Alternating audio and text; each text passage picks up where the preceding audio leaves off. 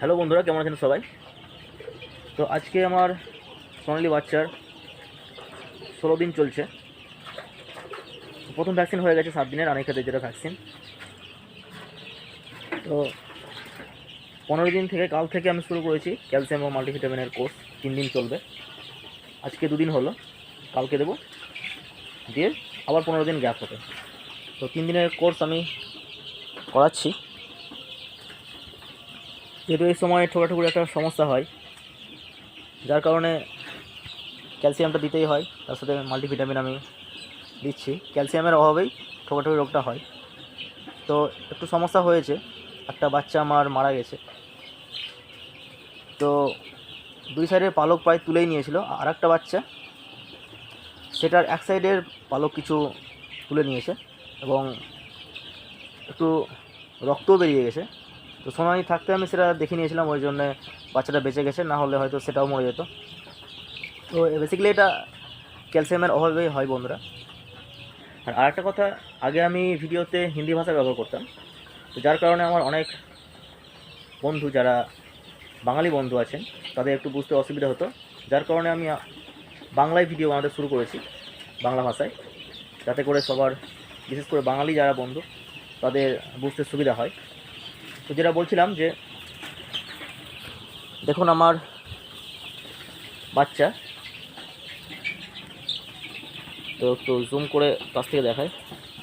বাচ্চা খুব সুন্দর, গ্রোথ ভালো আছে, প্রত্যেকটা বাচ্চা অ্যাক্টিভ, একেবারে খুব ছোটাছুটি করছে, ভালো হেলদি আছে। তো ফার্মের 3 দিকের পর্দা আমি নামিয়ে দিয়েছি। আমার ফার্মে খুব সুন্দর রোদ ঢুকছে, দেখুন। রোদ ঢুকলে কি হয়, অনেক রোগ জীবাণু নষ্ট হয় এবং বাচ্চার গায়ে রোদ লাগছে শীতকাল, তাতে ওরা আরাম পায় এবং ওদের স্বাস্থ্য ভালো থাকে। তো চারিদিকে আমি নামিয়ে দিয়েছি পর্দা, এক সাইড বন্ধ রয়েছে এবং পুরো ফার্মেই আমি এখন ছেড়ে দিয়েছি প্রায়। এই সাইডে গুঁড়োটা নেই, ওই সাইডে গুঁড়োটা আমার দেওয়া রয়েছে, 2-1 বস্তা এইদিকে গুঁড়ো লাগবে।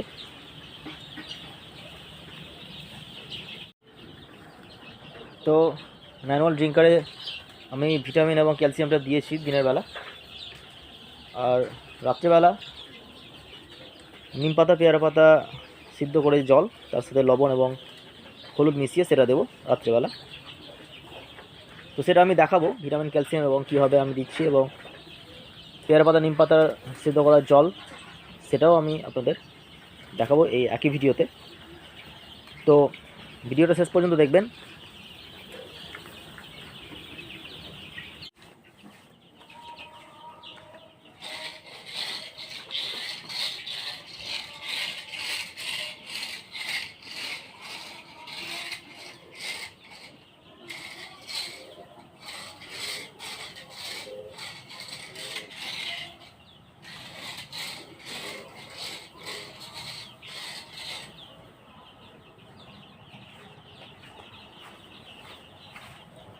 হালকা করে র্যাকিং করে দিলাম, যাতে করে ভিজে ভাবটা না থাকে, বাচ্চাকে ঠান্ডা না লাগে। এবার খাবারটা দিয়ে দেবো।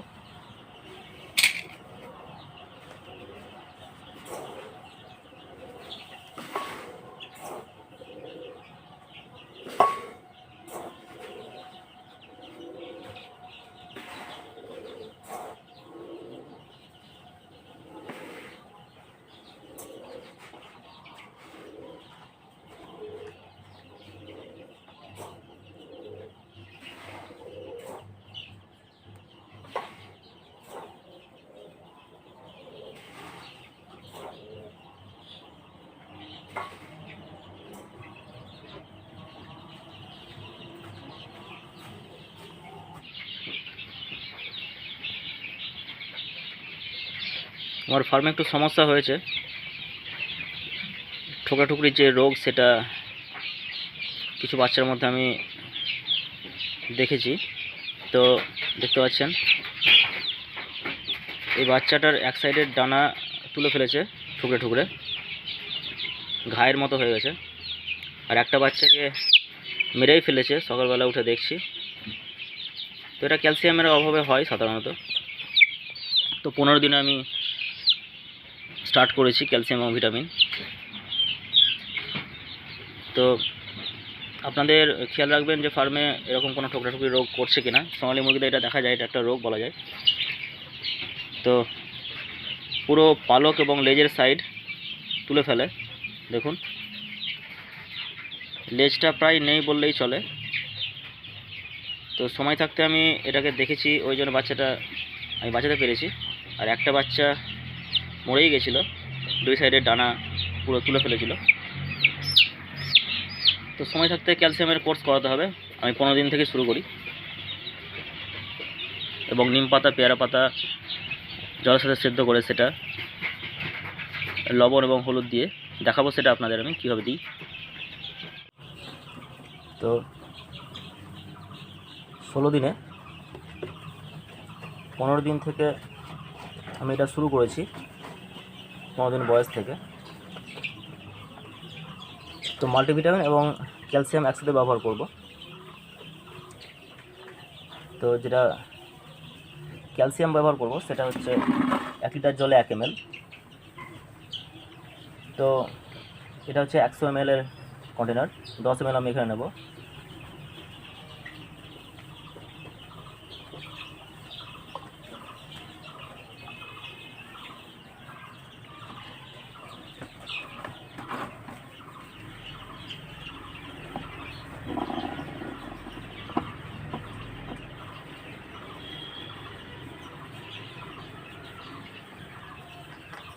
আর তার সাথে মাল্টিভিটামিন যেটা 5 ml ব্যবহার করি, সেটা হচ্ছে লিটারে 1 ml, একই পরিমাণ।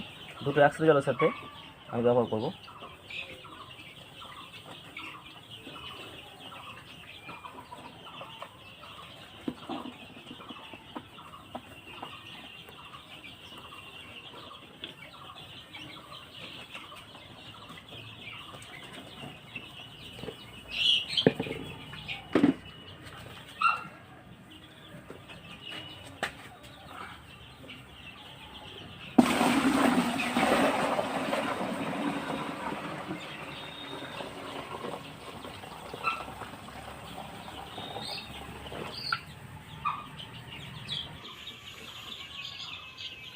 ভিটামিন ক্যালসিয়াম দেওয়ার পরে জলটা দিলাম যাতে করে ভালো করে মিশে যায়।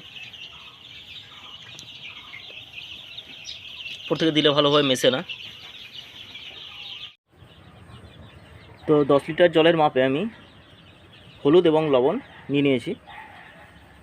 25 গ্রাম মতো লবণ আর ওই 20 গ্রাম মতো হলুদ।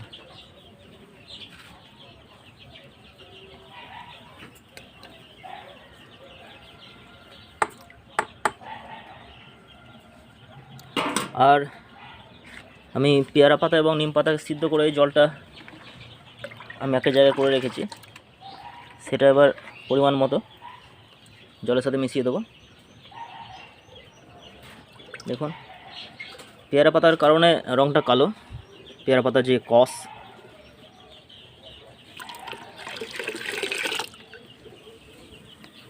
নিম পাতা আছে কিছু, এটা ভালো মুরগির জন্যে, কৃমির জন্য খুব ভালো কাজ করে, কৃমির উপরে। তো বেশি দেবো না, 10 লিটার জলে